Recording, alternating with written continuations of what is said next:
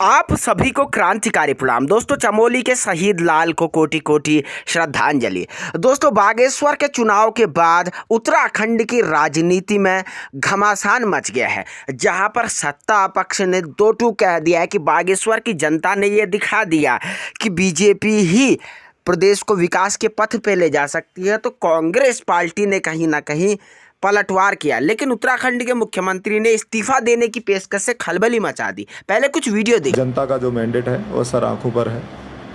तीसरा चुनाव हार चुका हूँ, लेकिन खुश हूँ क्योंकि सत्ता में पहुंचकर कोई प्रलोभन या फिर ऐसा कोई उद्देश्य नहीं था कि मैं सत्ता में पहुंचकर उसका कोई दुरुपयोग करता या फिर मैं वहां से कोई धन कमाने के उद्देश्य से या दूसरे सेवा के उद्देश्य से गया था। 31,000 लोगों ने मुझे वोट किया है। उनका विधानसभा में रिप्रेजेंटेटिव के रूप में मैं नहीं पहुंच पाया क्योंकि मेरे अंक थोड़ा कम रह गए।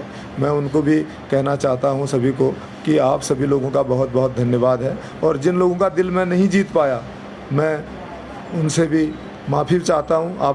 मैं आभार व्यक्त करना चाहता हूं बागेश्वर के मतदाताओं का, बड़े बुजुर्गों का, हमारी मातृशक्ति का, विशेष रूप से नौजवानों का, कि उन्होंने राज्य सरकार की नीतियों पर और हमारे प्रधानमंत्री आदरणीय मोदी जी के विजन पर, उत्तराखंड के लिए जो काम कर रहे हैं, देश के लिए जो काम कर रहे हैं, उन सभी पर वहाँ की जनता ने मोहर लगाई है। मैं पार्वती दास जी को बधाई देना चाहता हूँ और साथ में ये जीत चंदन रामदास जी को श्रद्धांजलि है। उनके रुके हुए कामों को, उनके लगाए हुए प्रस्तावों को, उनके सपनों को हम पूरा करेंगे। मैं बागेश्वर की जनता को फिर एक बार से बहुत बधाई देता हूँ। 2024 में कांग्रेस और तब तक अभी समय है, हम और मजबूती की ओर को बढ़ेंगे। 2024 के रिजल्ट अच्छा है, 2027 में हम बीजेपी को पराजित करके उत्तराखंड में कांग्रेस की सरकार को स्थापित करेंगे।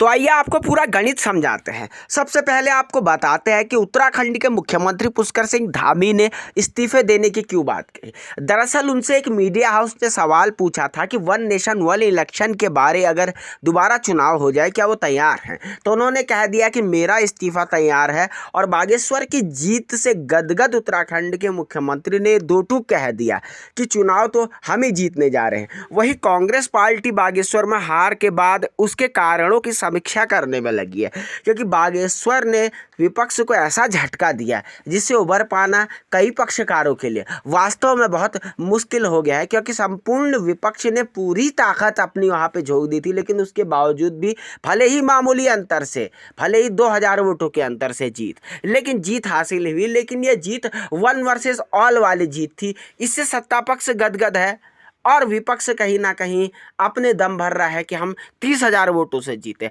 अब ये देखना होगा कि बागेश्वर का चुनाव सत्ता के सेमीफाइनल 2024 में क्या इफेक्ट डालता है, और क्या एक साथ अगर दोबारा उत्तराखंड में चुनाव होते हैं तो मुख्यमंत्री धामी जीत पाएंगे। ये तो वक्त के गर्भ में है। अपनी राय शेयर करें। देखते रहें राजनीति उत्तराखंड।